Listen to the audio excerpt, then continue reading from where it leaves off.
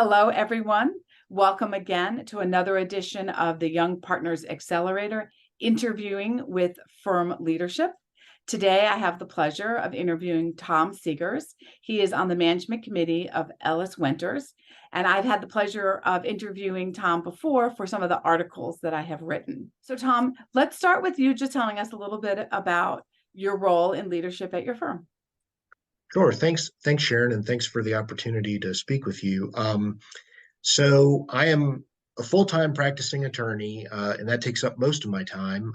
But I do have some administrative responsibilities in my firm. We have a management committee that consists of about 5 lawyers, I think, and some non-lawyer senior support staff. As a member of the management committee, I'm involved in everything from professional development to accounting to business development to making sure our firm has what it needs in the way of IT and things like that. So I really enjoy that part of my job. Great. Well, as part of that job, I'm sure you all sit around and knock some names around once or twice a year, maybe, of who might be on track for partnership. Can you share with us what is it that you look for in the idea of promoting somebody to partner level? And I'm going to specify we're not talking about any laterals that you're bringing in. We're talking about the people who are already in your firm. Right. And that's really a wonderful part of the job because when we're talking about that, we're talking about people who we've gotten to know for some period of time and who have already sort of become ingrained in the firm culture. They're a part of our identity by that point, which is wonderful. And I think at the highest level, I'd say we're looking for two things. Do we trust this person? I mean, have we built a level of trust and comfort with one another? And two, can this person contribute to the firm in some meaningful way? And normally that means, can this person be a productive practicing attorney? But it doesn't necessarily mean they're going to have a book of business. They're going to bring clients, or even necessarily that they're going to develop into a trial lawyer or whatever. I mean, people contribute in different ways. So I think we take a sort of broad view. How can this person contribute to the betterment of the firm? And if those two high level criteria are met, then we're excited to invite someone to join us. I love that you did not say the first thing out of your mouth was business development, because I've been interviewing a lot of people on this series and business development really is at the top of the list. But you started with trustworthiness. Yeah. So please delve into this with me. What is it that makes you believe that you can trust this partner, soon to be Well, partner? sure. I mean, as I said, I mean, we've worked alongside this person for several years at this point. We've gotten to know them. We've trusted them as a member of our team and seen the results that they can deliver. If all those things are in place, then you have every reason to believe that this person can become a successful business developer, can become a successful trial lawyer. I mean, we're well aware of the fact that someone who's been in the practice of law for 5, 10, 15 years, they're not going to have their phone ringing off the hook with Fortune 100 clients. I mean, if they do, that's fantastic. But what they can do is they can sow the seeds to become business developers later. And in terms of legal skills, they may not have had a chance to first chair a jury trial, but they're doing the things they need to be ready for that. I love that. I think that's so important. And I think part of that is you have to like them. You have to want to break bread with them. You want to get to know them, right? I've been in law for almost 30 years, and I do remember lots of times where we had, family picnics and activities that brought not just the attorneys together, but their whole lives together. And everybody knew everybody. And then some large firms, and I was mostly with larger firms, get so big and grow so much that we don't know each other that well. So I love that you started with trust. And then you mentioned again, not business development, but what you contribute to the firm. And I think that's so beautiful that your firm, the culture of your firm, is looking for people who add to the firm, not just the bottom line. So if we take away, and we'll talk about business development in a minute. Everybody wants to talk about business development, but what would be some of the skills, not substantive knowledge or being able to first chair, but what are some of the skills that you're looking for in your attorneys that you think add to the value that they bring to the firm? Non-legal skills. Sure. I think, first I'd say having a service mindset. I mean, we're in a service profession. We help people. I think we look for people who are excited by that, who want to help people, and who, take their work seriously, understand the importance of it, and take ownership in it. I mean, um, you find some people who, when they're first starting out in law, they think, oh, well, I have these other associates and these partners who are going to review my work, and so, I'm just going to do my best, but I realize it's going to go through some other sort of level of review. I mean, I like folks who approach every assignment as if they were the last author of that piece of work product. I mean, and they invest themselves in the work product as if this is ready to go to the client, or this is ready to be filed with the court. Those people who realize that, we're in a service profession, and to some extent the other lawyers within the firm they're working with are their internal clients, really. And if they are approaching their work with that attitude, then I'm fully convinced they have that service mindset when they one day have their own clients, external clients. I love that you said that the partners are the first clients, and of course that is the way I always treated and presented training and development to the attorneys, the associates. Does your firm mentor? I mean, if you have this expectation, how do they know that the work that they give you should already be client ready? Like, how do they know what your expectations are? So we do have a mentorship program that's formal, and I think that's important. We also have, informal mentoring, excuse me, that just occurs organically, and I think both are important. I've had several mentees during my time at the firm, and that's something I tell them. Um, that serves as an important sort of place where a newer associate can come talk to me about, their experience working for a different partner. Am I meeting this other partner's expectations? What are her expectations? And I can say, well, I've worked with her, for 20 years. I know she likes this done this certain way, and you can sort of tell early on, does somebody have that service mindset? I'm here to help make that person's life easier. I'm here to help answer the question that person has posed to me, and not just a sort of isolated task performer. So we do use mentorship, formal and informal, to sort of coach people in that direction. And lawyers within a firm are different the same way clients are different, right? So, the way some clients, never want to be emailed at 5 p.m. on a Friday, and other clients say, if that's when you need to get it to me, that's great. Sort of learning who your internal clients are and what their preferences is. I mean, that's a skill that will teach you how to work well and be flexible with external clients. Yeah, yeah, I love that. I love that. So let's talk a little bit about external clients, right?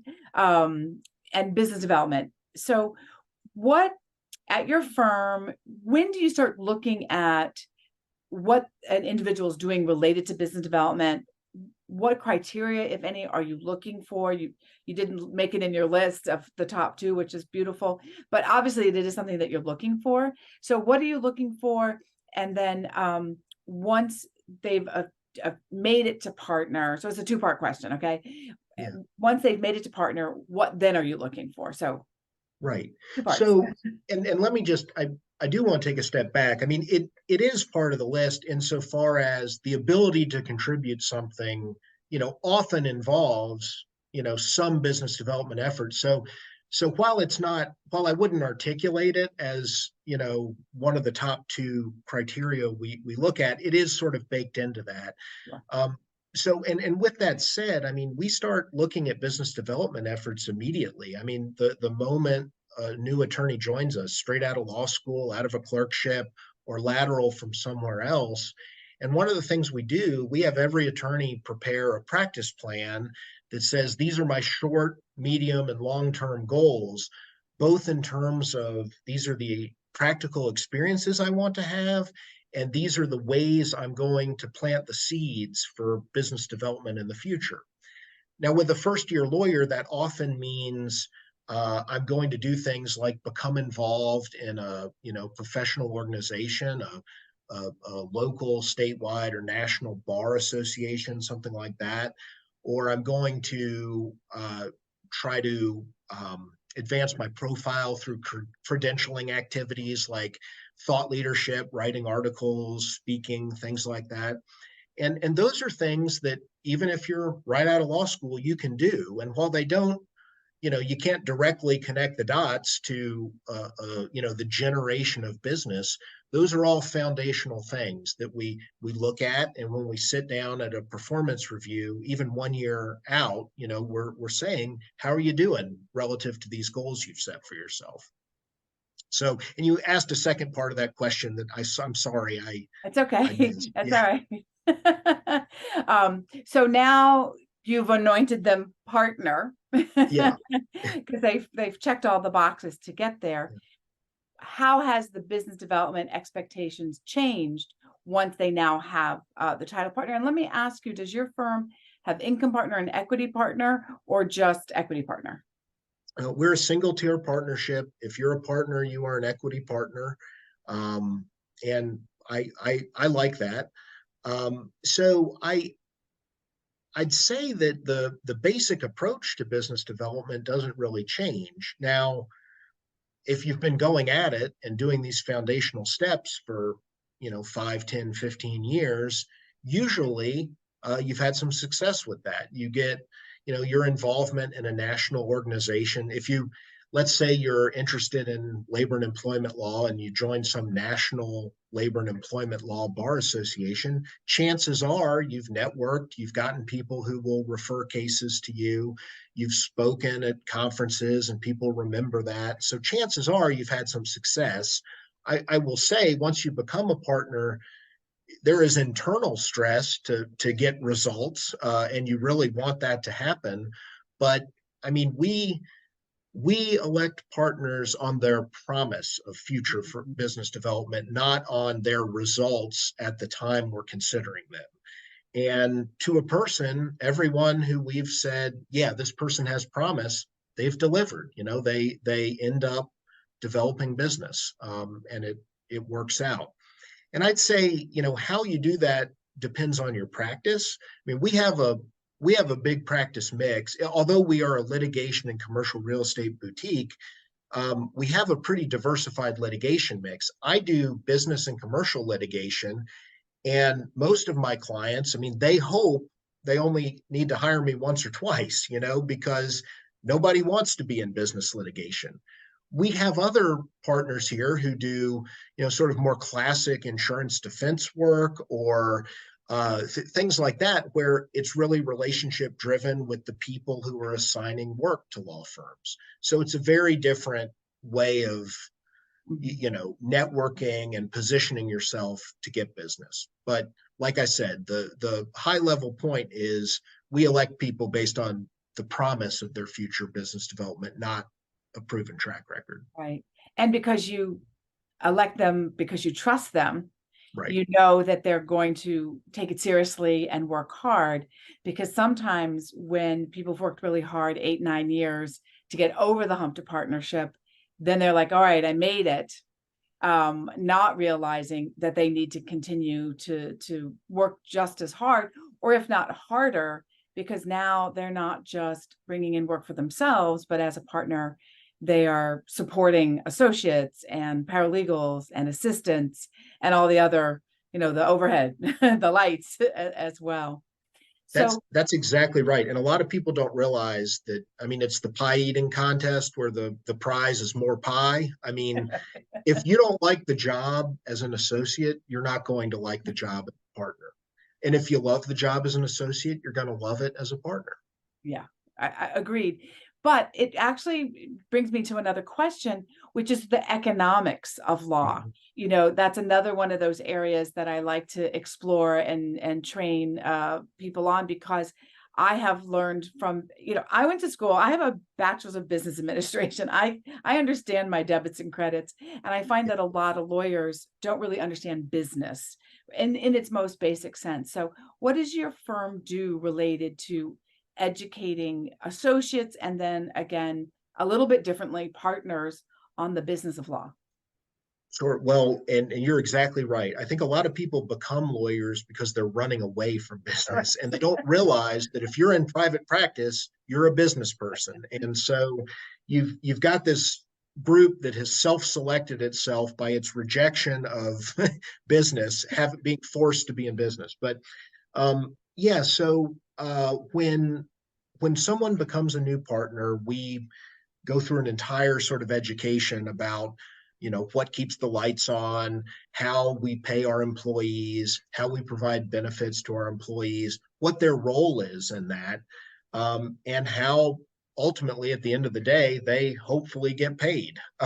And so we do that, and that's a pretty detailed, I mean, it's an orientation to the partnership. What we hope is that most folks have already learned that through osmosis. I am always, and I think, we discussed this in a prior article that you wrote. I'm a big proponent of, letting associates see behind the curtain, let them see the relationship with the client, let them, prepare an engagement letter, uh, edit, invoices, see your efforts in collecting invoices and collecting money for the hard work that you've done. Because I find that a lot of associates are sort of thrilled by that. And, I don't think I'm alone at my firm. I think a lot of folks here do that. And associates will either love that or be turned off by that, in which case, they're not going to like being a partner because that's a big part of it. But yeah, so I do try to give associates exposure to that before they're oriented to it as a new partner. So twice now you have said, um, if you don't like being an associate, you're not going to like being a partner.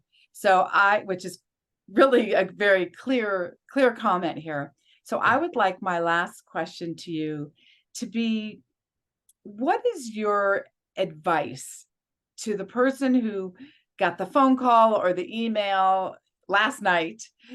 Congratulations, you're a partner now. What is your advice for that first day, that first week, that first month to them? Well, so I think I'd give two pieces of advice. First, I'd say the work that you did to earn this accomplishment, um, you need to keep working and performing at that same level and do the things that you're doing. It's not like a switch just got flipped and you don't need to do that work. You were given this opportunity because you've shown that you can do that. So you need to keep working hard and keep doing that. And then second, I think I'd give them the two ears, one mouth advice, the listen twice as much as you talk, because there's a lot to learn. And being in your first few partner meetings, I mean, it's a real thrill, right? You've always wondered what the partnership thinks about and talks about. And I would say spend some time listening, seeing how other partners contribute their thoughts and ideas, and follow that two ears one mouth adage.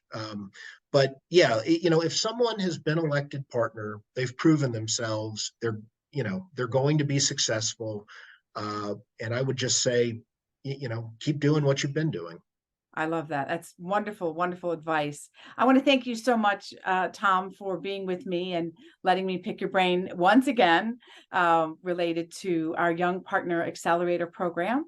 The Young Partner Accelerator program is going to be held October 20th and 21st in Chicago at the University of Chicago Gleacher Center, and you can sign up and join us. The young partners out there, and those of you who are listening that are managing partners, please let your young partners know about the program. It will be a game changer for everyone so that they understand everything that Tom just talked about when their firms don't share it with them. Thank you so much, Tom. Thank you, Sharon.